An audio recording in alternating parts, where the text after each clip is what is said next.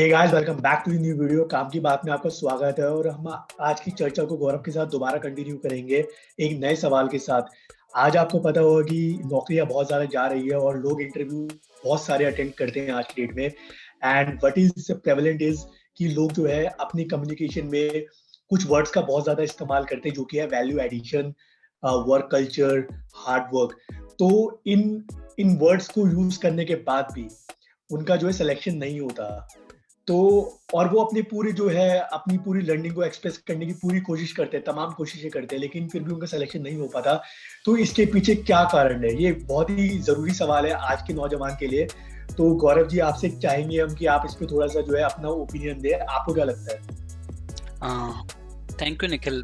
Again, this is a very important question, especially in this current scenario. अभी हम देखें कि लोगों की पिछले साल तो नौकरियां गई थी, कईयों को तब भी नहीं मिली थी, और अभी जो वेव चल रही है, आई थिंक कुछ सेक्टर्स में तो अभी भी इम्पैक्ट पड़ेगा लोगों की, अभी भी नौकरियां जाएंगी, लोग नई नौकरियां ढूंढेंगे। निखिल, आप देखिए कि हम अपने रिज्यूमे में और अपनी भाषा शैली में बहुत ज़्यादा डेड वेट्स कैरी करते हैं, जैसे कि हार्ड वर्किंग, या फिर आपने बोला वैल्यू एडिशन या पैशन या ड्राइव, हॉबी में सबको या तो ट्रैवलिंग करना है या क्या नाम है, सबको बुक्स पढ़ना पसंद है।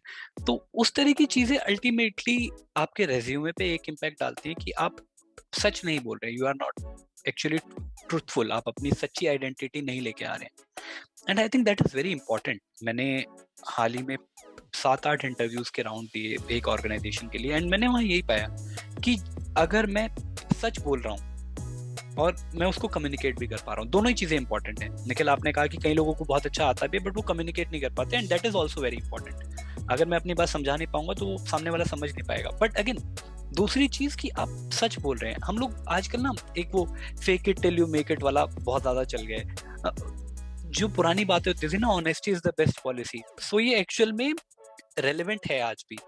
हम लोग क्या करते हैं कि ये नए नए वर्ड्स पकड़ के उसको घुमाना फिराना चालू कर देते हैं, बट आप ऑथेंटिकली उस बात को रख ही नहीं पाएंगे।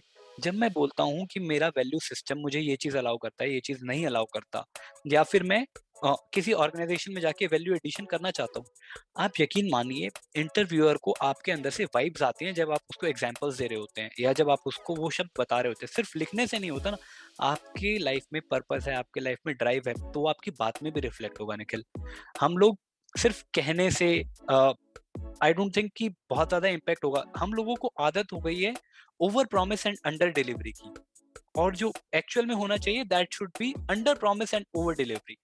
आप सपने तो एम्प्लॉयर को दिखाते हैं कि मैं आपके लिए चांद तारे तोड़ लाऊंगा, और यहाँ पर हमसे जेसीबी नहीं चल रही, जेसीबी छोड़ो, हमसे साइकिल नहीं चल रही। तो ऐसे तो काम नहीं चलेगा ना निखिल।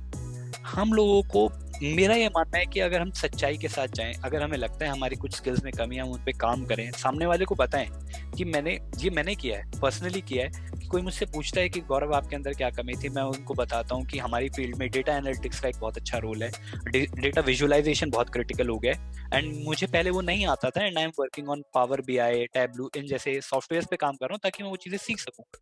तो आप जब उस ऑनेस्टी के साथ जाएंगे ना, सामने वाले को दिखता है, एंड अगर नहीं दिख रहा है तो शायद वो ऑर्गेनाइजेशन भी आपके लिए ठीक नहीं है। मैं कहता हूँ कि ये जो वैल्यूज हैं, आप लेके चलिए इन्हें, ये सिर्फ पहले की कही सुनी बातें नहीं है, ये आज के प्रैक्टिकल वर्ल्ड में भी रेलेवेंट है। अब गांधी जी से एक बार कहा गया था कि आपका जो ये आइडियलिज्म है, आदर्शवाद है, दैट इज नॉट प्रैक्टिकल। अगर हम इसको व्यावहारिकता में नहीं लाए जा सकते आपके आदर्शवाद वाली बातें।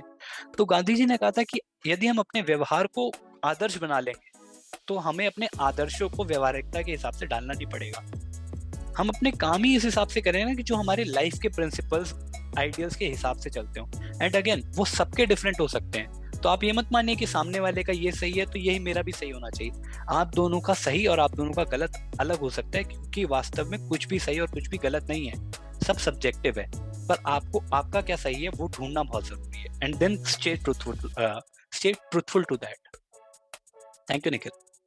गौरव गौरव, बहुत अच्छा बताया आपने और मैं बिल्कुल अग्री करता हूँ आपके साथ कि अगर हम किसी वर्ड को यूज कर रहे हैं, अगर हम इंटरव्यू में बोल रहे हैं कि हम वैल्यू एडिशन करेंगे, तो वैल्यू एडिशन वर्ड तक बोलने से कुछ नहीं होगा, आपको सब्सटैंशिएट भी करना पड़ेगा। बिल्कुल ठीक है, आपने एग्ज़ाम्पल्स देने होंगे कि आप किसी सिचुएशन में जो है आप कैसे उसमें वैल्यू ऐड कर सकते हैं। एग्ज़ाम्पल के साथ बताएँगे तो आपके सेलेक्ट होने के चांसेस ज़्यादा है और साथ ही में आपको ऑनेस्टी रखना पड़ेगा क्योंकि अगेन अगर आप सेलेक्ट हो भी जाते हैं, तो करंट एनवायरनमेंट में अगर आपको आगे जो है काम करना है और अगर आप झूठ बोल के जा रहे हैं वहाँ पे तो आपके ज़्यादा दिन तो नहीं है। आप श्योरली बहुत ज़्यादा कॉम्पिटिशन है, बहुत लंबी कतार लगी है लोगों की काम करने की and there are truthful and honest people. So don't cheat, work on your weaknesses, as always substantiate your words. Thank you so much Gaurav for your time and response. इससे बहुत मदद मिलेगी, मेरा पूरा यकीन है। शुक्रिया बहुत बहुत। Thank you Nikhil.